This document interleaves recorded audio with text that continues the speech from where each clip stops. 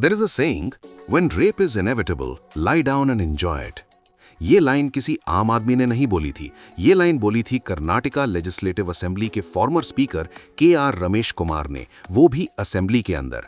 एक ऐसा इंसान जिसका काम सिस्टम की डिग्निटी को प्रोटेक्ट करना था, वही जब ऐसे शब्द यूज करे तो सवाल सिर्फ एक स्टेटमेंट पर नहीं उठता, बल्कि पूरी सोच पर उठता है। तो कौन है रमेश कुमार और कैसे एक सीनियर कॉन्स्टिट्यूशनल पोजीशन तक पहुंचने वाला लीडर इतनी बड़ी कंट्रोवर्सी का सेंटर बन गया? कर्नाटका की राजनीति में रमेश कुमार का नाम काफी पुराना है। सालों से वो सिस्टम का हिस्सा रहे हैं और इसी सिस्टम के साथ उनकी पहचान बनी। उनका जन्म एक सिंपल परिवार में हुआ, ना कोई बड़ा पॉलिटिकल बैकग्राउंड, ना कोई लेगेसी। उन्होंने लॉ की पढ़ाई की और वहीं से उनका रुझान सिस्टम और गवर्नेंस की तरफ बढ़ा। बाद में वो इंडियन नेशनल कांग्रेस से जुड़े। ये वो फेज था जहां ग्रास रूट्स पॉलिटिक्स इंपॉर्टेंट थी। रमेश कुमार ने गांव-गांव जाकर लोगों के बीच अपनी जगह बनाई। लेकिन ये समझना जरूरी है, पॉलिटिक्स में सर्वाइवल सिर्फ काम से नहीं होता, टाइमिंग और अलाइनमेंट से होता है। और रमेश कुमार ने धीरे धीरे ये गेम सीख लिया। उनका political career ups and down से भरा रहा। इलेक्शंस जीते भी, हारे भी, क्रिटिसिज्म भी मिला और सपोर्ट भी, लेकिन वो सिस्टम में टिके रहे। फिर आया उनकी जर्नी का सबसे क्रूशल फेज, स्पीकर बनना। स्पीकर का रोल पेपर पर न्यूट्रल होता है, लेकिन ग्राउंड रियलिटी में ये पावर का सेंटर होता है, क्योंकि आप डिसाइड करते हो कौन बोल सकता है, कौन नहीं, और कब रूल्स अप्लाई होंगे। रमेश कुमार ने जब ये पोजीशन संभाली तो उन्होंने बार बार कहा कि वो रूल बुक फॉलो करेंगे। लेकिन 2019 का पॉलिटिकल क्राइसिस ने सब कुछ टेस्ट कर दिया।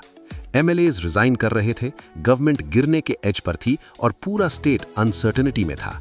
इस वक्त उन्होंने रेजिग्नेशंस एक्सेप्ट करने में डिले किया। उनका कहना था कि वो प्रोसीजर फॉलो कर रहे हैं, लेकिन ऑपोजिशन ने सीधा आरोप लगाया ये डिले पॉलिटिकल है। यहां से उनकी न्यूट्रलिटी पर सवाल उठने लगे। और जब आप एक कॉन्स्टिट्यूशनल पोस्ट पर हो तो परसेप्शन ही सब कुछ होता है।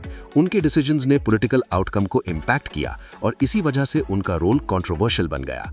लेकिन आयरनी देखो, एक तरफ वो सिस्टम की बात कर रहे थे और दूसरी तरफ उनका खुद का स्टेटमेंट सिस्टम की डिग्निटी को हिट कर चुका था। उन्होंने बाद में माफी मांगी, कहा कि उनका इंटेंशन गलत नहीं था, लेकिन ये आर्ग्यूमेंट वीक लगता है, क्योंकि वर्ड्स रैंडमली नहीं निकलते, वर्ड्स रिफ्लेक्ट करते हैं कि आप सोचते क्या हो। और जब एक सीनियर लीडर ऐसे वर्ड्स यूज करता है तो उसका इम्पैक्ट सिर्फ एक कंट्रोवर्सी तक लिमिटेड नहीं रहता, वो ट्रस्ट को डैमेज करता है। फिर भी उनकी जर्नी यहीं खत्म नहीं होती। असेंबली के अंदर एक और मोमेंट वायरल हुआ जब वो इमोशनल हो गए। उनकी आवाज भर आई, उन्होंने सिस्टम के टूटने की बात की। कुछ लोगों ने इसे ऑनेस्टी माना, लेकिन एक प्रैक्टिकल सवाल ये है कि जब सिस्टम टूट रहा हो तो क्या इमोशन इनफ है या फिर स्ट्रॉन्ग क्लियर डिसीजंस की जरूरत होती है? लीडरशिप का मतलब सिर्फ फील करना नहीं होता, एक्ट करना होता है। रमेश कुमार की कहानी इसी कॉन्ट्रडिक्शन में अटकी हुई है।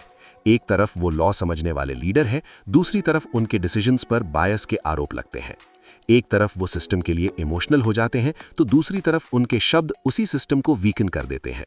उन्होंने रूरल डेवलपमेंट और इरिगेशन पर काम किया, लेकिन उनका नाम ज्यादातर कंट्रोवर्सीज के थ्रू हाईलाइट हुआ। और पॉलिटिक्स में परसेप्शन ही लेगेसी बनाता है।